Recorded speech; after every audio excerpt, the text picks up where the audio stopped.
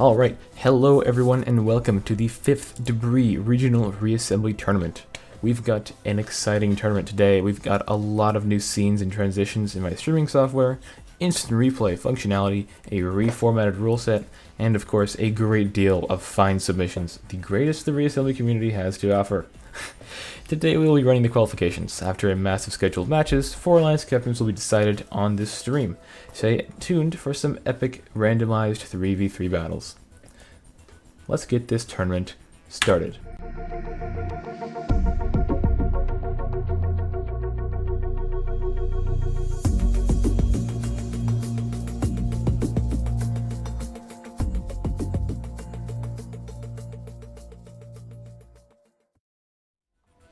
Our first qualification match starts right now.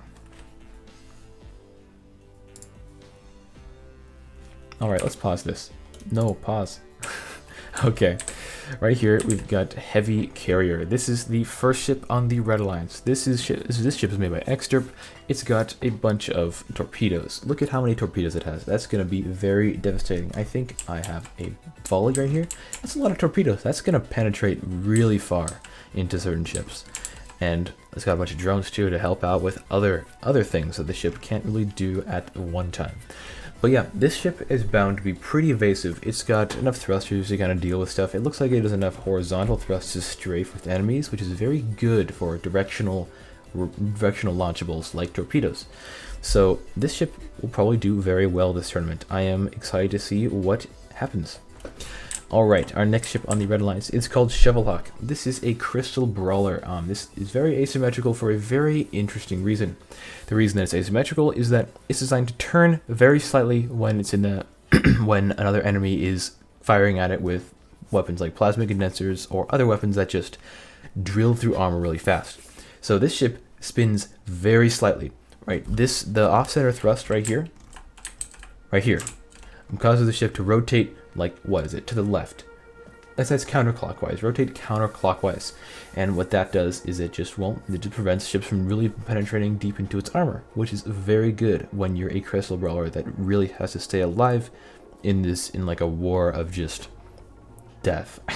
Constant barrage from both sides, it's just a coin flip almost. But this ship is really good at getting heads. Alright. Our next ship on the Red Alliance, our final ship on the Red Alliance, is called Naked Singularity by infamous Yenyu.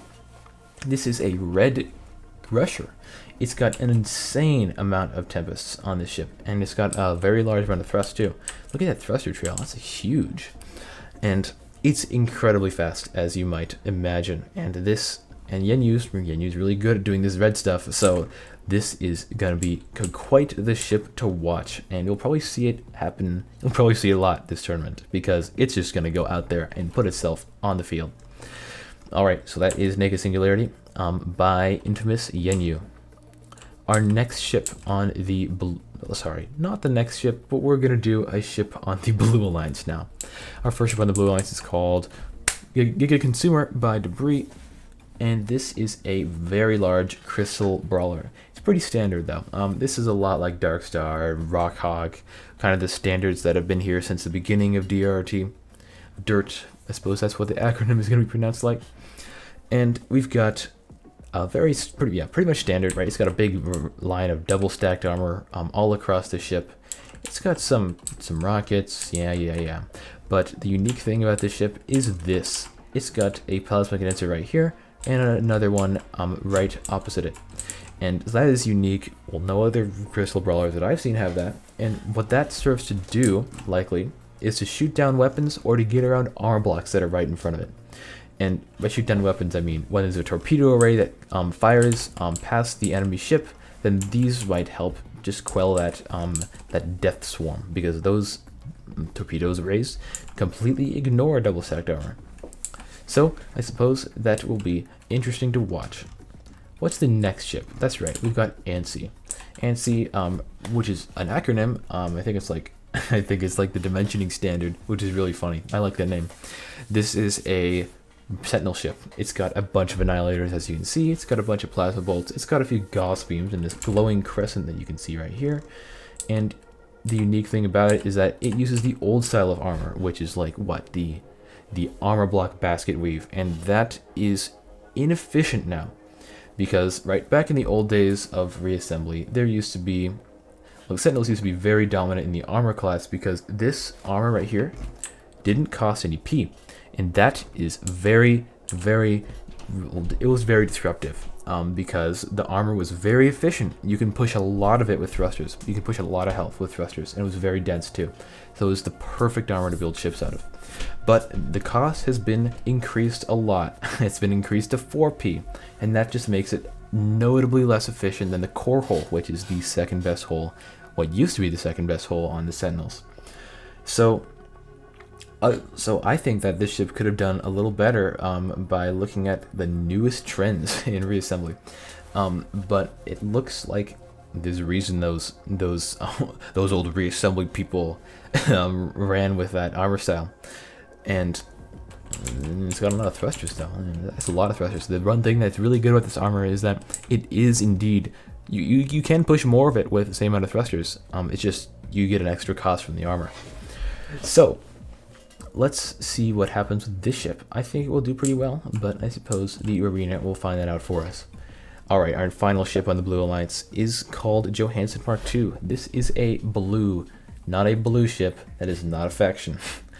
This is a Terran ship. It's got a bunch of rockets, and it's got a bunch of directional launchables that are going to be very dangerous if this ship manages to get locked in.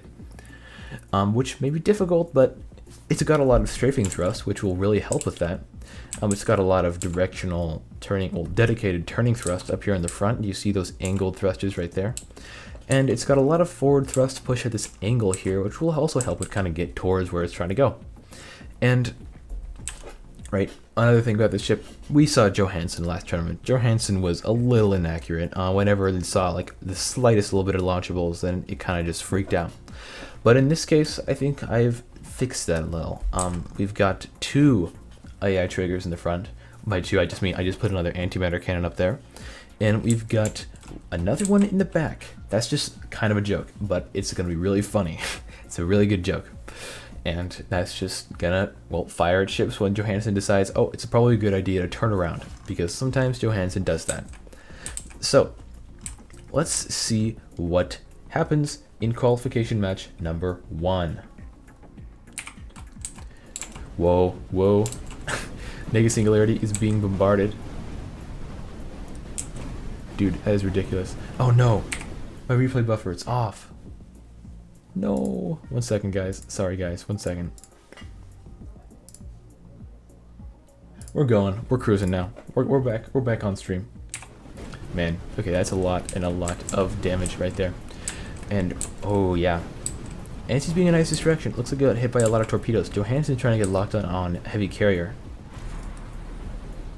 Looks like Shovelhawk managed to get that though. Oh, that's what that. That wasn't the tilted armor.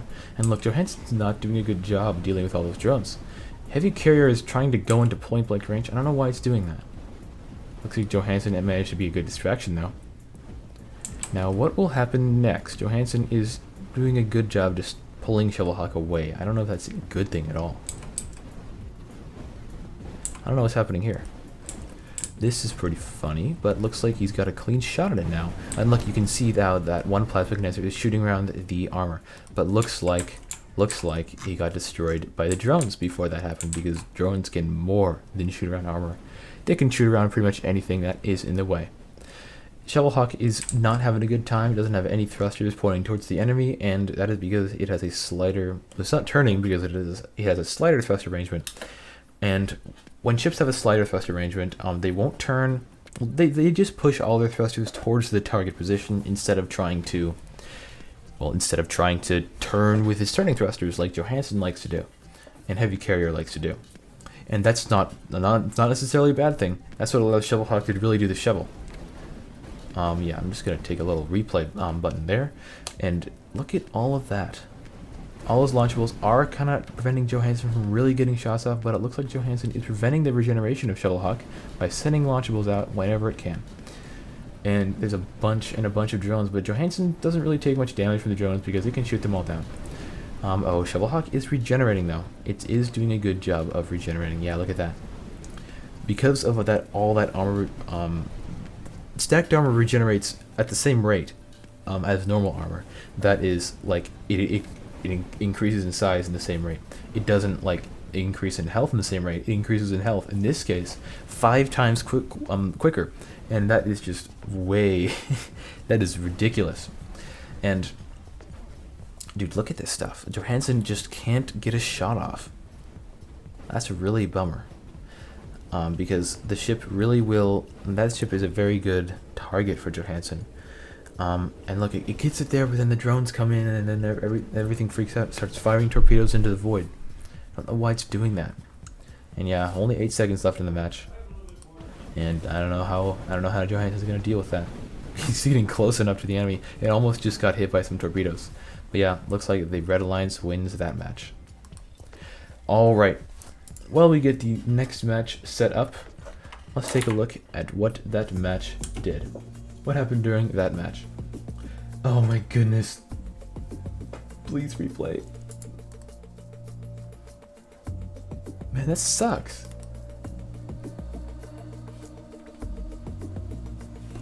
I actually can't stand that. I actually cannot stand that. I was clicking along, and then oh man.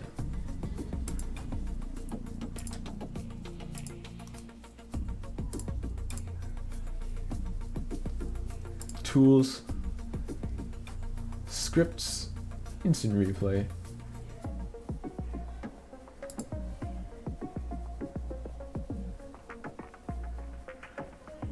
Okay. Full screen replay. We want dual screen replay because we want the replay.